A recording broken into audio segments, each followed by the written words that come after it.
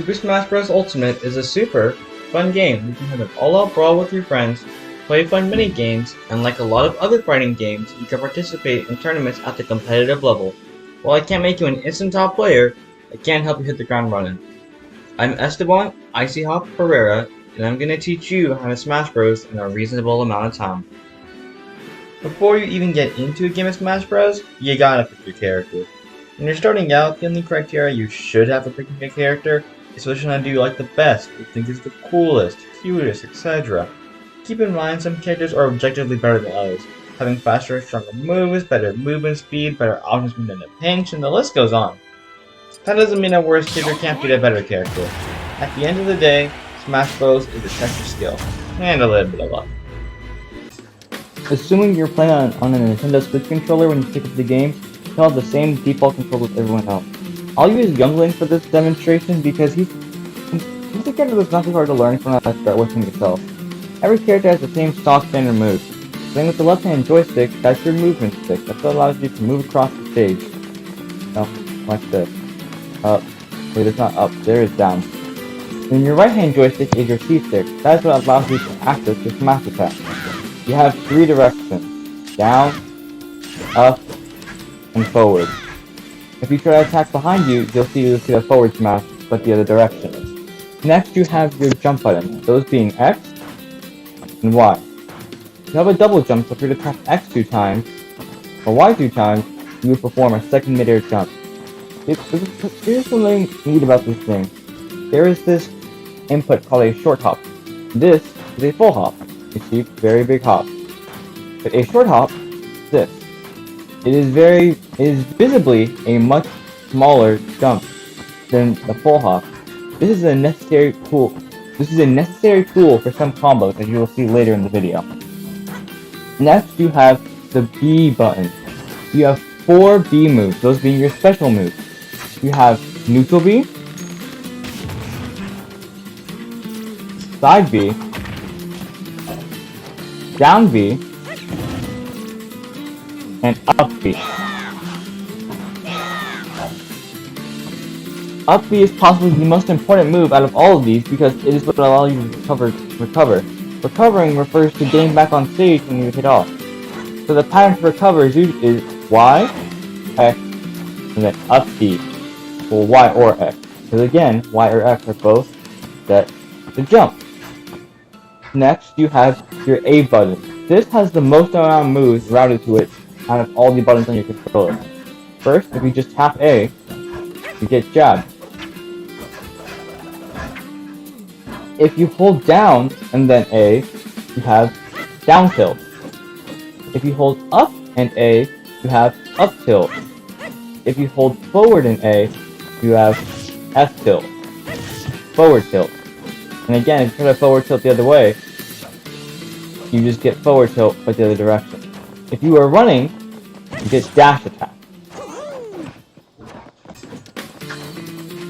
But that is only the half of it.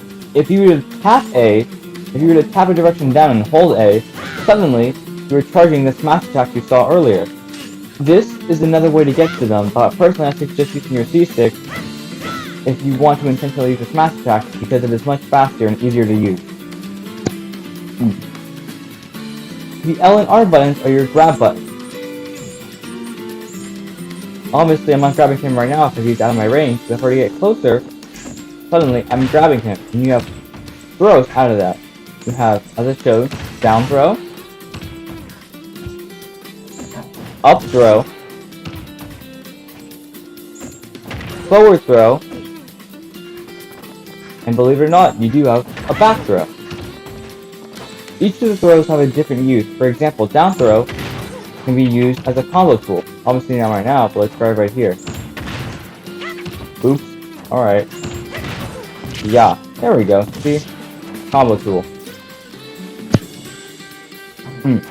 Up throw is used to kill at higher percent. Same thing with forward throw and back throw. Next, well I should say finally, you have your shield button. That's being ZR and LR.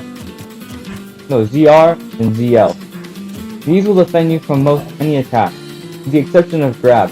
Even though you are impervious to most attacks while in shield, you can still easily be grabbed. And be careful when you hold your shield though. If you hold it for too long, as you can see, it gets smaller and eventually it'll break. While in this state, you cannot do anything that leaves your opponent easy. This leaves you as an easy target for your opponent to punish. If you were to mash a certain button in your controller, that being any button, you can get out of it faster. But sometimes it pays to take your time. If you find that these controls aren't for you, you can always change them. If you were to go to the Smash menu, from the home menu and access the little Joy-Con icon, you will see that is where you can change the controls, starting with either for one name or default controls for all names. From there, you can change whatever you like, play with it as you see fit. I personally use default controls, with the exception of stick jump. Stick jump is a setting in which if you were to flick up on your joystick, your left-hand joystick, you jump. You can't hear this, but I am currently flicking up on my joystick, and I am not jumping. That is because it is a very bad setting. If I were to try to up B on the ground, suddenly I am jumping and up B'ing in the air, when I did not want to do that. If I'm trying to up tilt on the ground, suddenly I am doing an up air, which I do not want. And if I'm just trying to recover the stage and up B, all of a sudden my second double jump is already used. I suggest turning this off. It's a very simple fix. Now that you know what the buttons do and how to choose your character, it's finally time to teach you some actual techniques. In Smash Bros, there's an important skill called teching. If you're off stage and your opponent hits you to the stage, you will bounce off the stage and die. This is called stage spiking. If you were to tech that attack, your momentum would stop against the stage and you can instead recover back on stage or try to kill your opponent instead. To tech, you need to push your shield button at the same time as you hit the stage. This requires good timing, but with practice you can get it done consistently without issue. In any given game, having the ability to predict what your opponent wants to do is key. If they are in an uncomfortable situation, they may try to shield or roll away from an attack they think is coming. You can punish them by grabbing them if they remain in shield, or punish them by rolling with them or just following their roll and punishing them with a strong attack afterward. The terms edge guarding and ledge trapping are pretty much synonymous with each other. Edge guarding refers to preventing your opponent from getting back on stage by going off stage yourself and trying to hit him away.